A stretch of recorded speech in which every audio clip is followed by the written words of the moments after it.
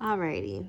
Hi there. So today's interview focuses on questions that help me gain insight on your viewpoints or even emotions and feelings that are derived from experiences that you might have encountered.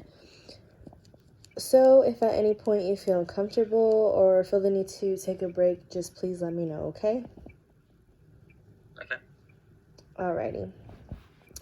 So, I'm going to start off with the simple question of how much would you say you engage or participate in the world of media, whether it means, whether it be film, social media, magazines, newspapers, all of that. I'd say that I pretty much, if not participate, at least be involved. I'd say 24/7, just because of the kind of world we live in. I'd say the reason why I said 24/7 is because I'm completely exposed to all kinds of media. Most of all social media, just because I'm always on my phone 24/7. And if I'm not on my phone through social media, I use other channels to communicate social media, especially to my coworkers, both for work purposes as well as for non work purposes. And it's just 24/7 around me, whether I'm seeing it through a TV or listening through a podcast on my music device or just being around other sources of media in general. So yeah, I'd say 24/7. Okay. And how would you compare the kind of media that you were exposed to at a younger age as to opposed to your current experiences with today's media? Well, the kind of media I was exposed to as a younger age, as a young child, is uh, more limited than it is now. The reason why it's more limited is because the internet itself wasn't as dominant or prevalent as then. So the biggest forms of media that I consume is television, and I was able to control and limit the amount of and kind of media that I have there, as opposed to now, internet is everywhere.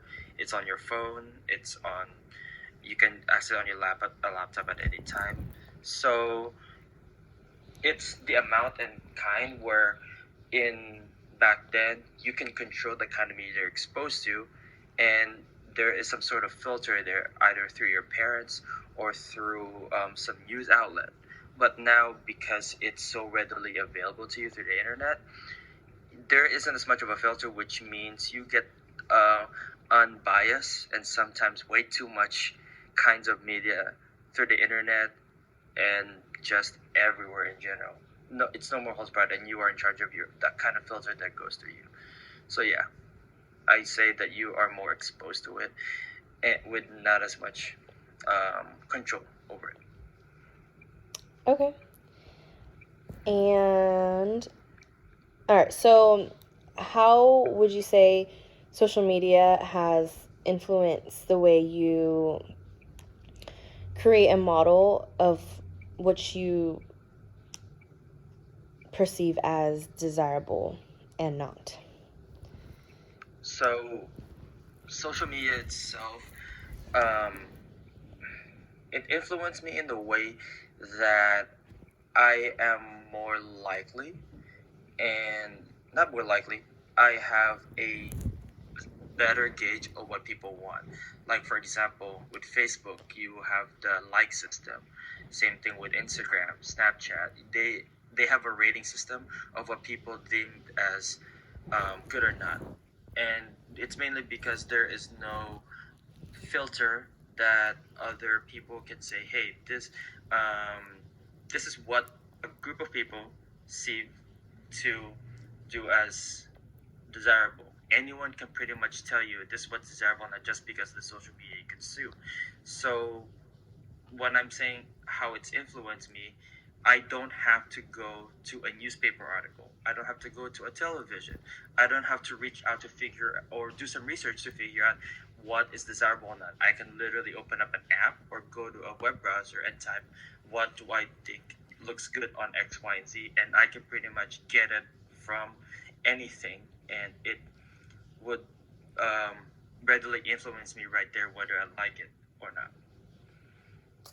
Alrighty. Well, that concludes the interview. Thank you so much for your time and participating in this. It's my pleasure.